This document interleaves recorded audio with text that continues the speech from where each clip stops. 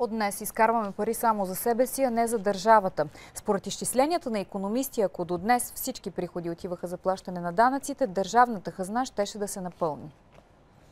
Денят носи известна ирония, тъй като спираме да работим за държавата точно в Деня на труда, който пък е традиционно неработен.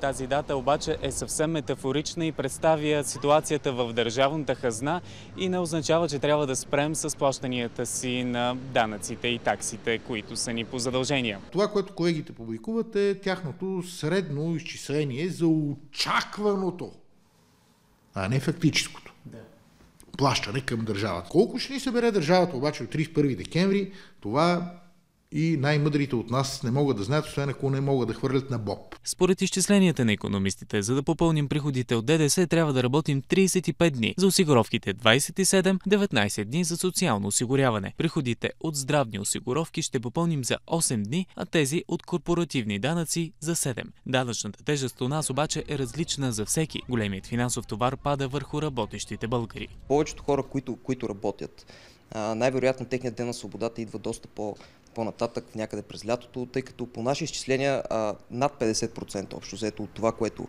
един човек изкарва така като доход, в крайна сметка бива изземван от държавата по един или друг начин. Свободни от правителството или не, икономистите коментират, че за да станат реалност тези очаквани резултати, е важно държавната хазна да се напълни, а това става, когато плащаме задълженията си.